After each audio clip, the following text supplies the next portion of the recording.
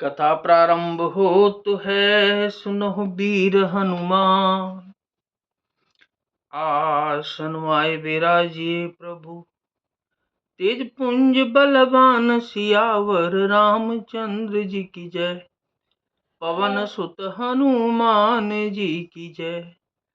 राक्षसों के समूह पतंगों के समान और श्री रघुनाथ जी के बाण अग्नि के समान है। हे माता, हृदय में धैर्य धारण करो और राक्षसों को जला ही समझो। जो रघुबीर होते सुध पाई, करते नहीं विलंब रघुराई। राम बान रबि हुए जानकी, तम बरूत कहाँ चातु धान की।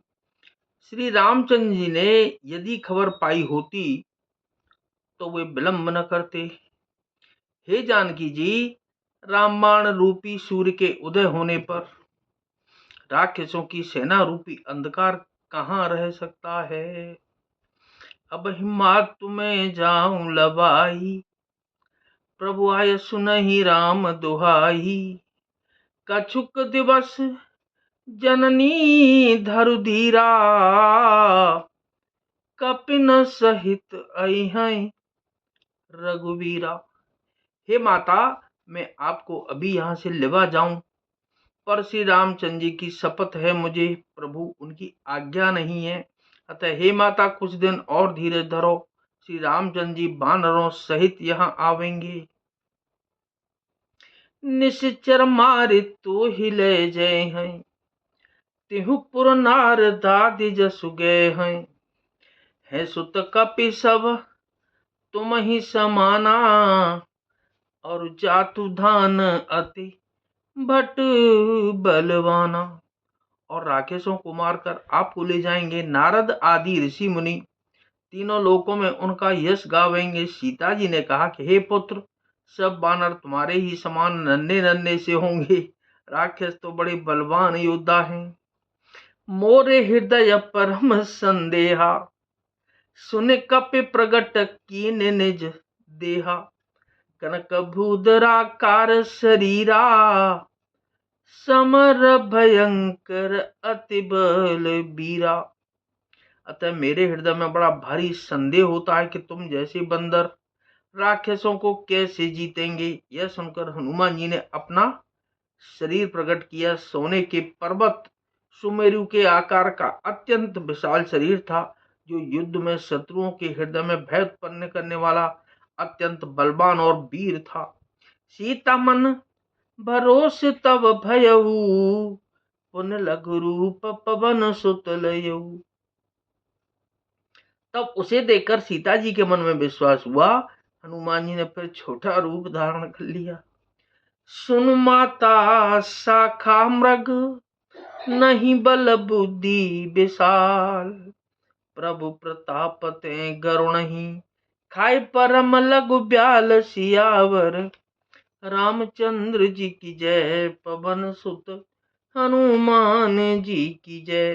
हे माता सुनो, वानरों में बहुत बल बुद्धि नहीं होती, परंतु प्रभु के प्रताप से बहुत छोटा सर्प भी गरुड़ को खा सकता है। अत्यंत निर्बल भी महान बलवान को मार सकता है। मन संतोष सुनत कपिबानी, भगति प्रताप तेज बलसानी। आशीष दीने राम प्रिय जाना, होता तु बलशील निधाना। भक्ति प्रताप तेज और बल से सनी हुई हनुमान जी की वाणी सुनकर सीता जी के मन में संतोष हुआ।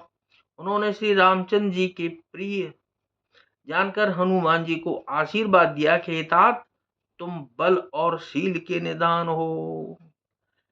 अजर अमर गुण निधि सुत हो, करहूं बहुत रघु नायक छोहु।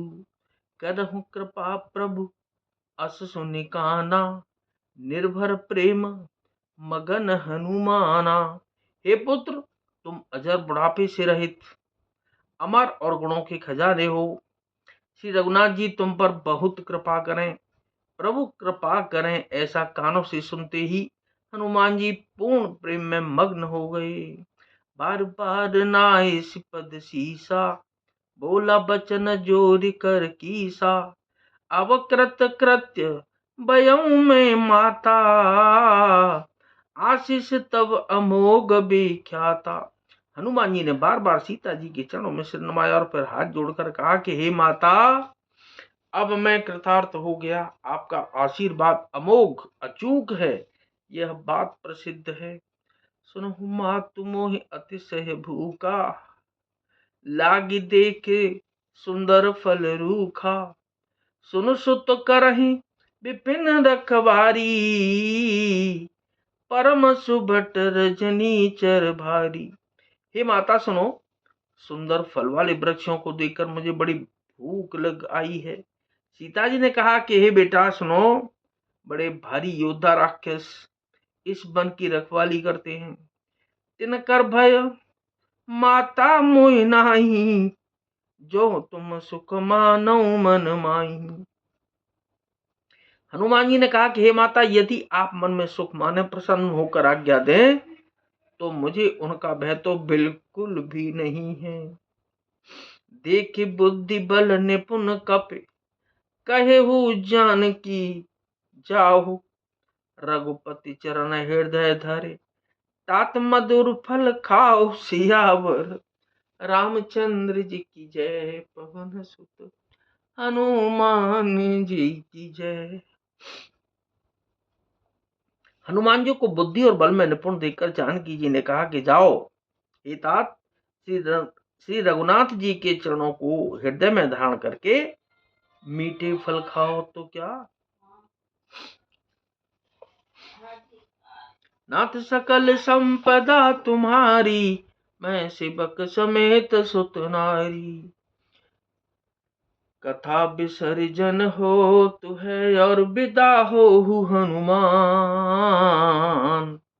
राम लखन और जानकी मैया, सदा करें कल्याण सियावर। रामचंद्र जी की जय, पवन सुत हनुमान जी की जय।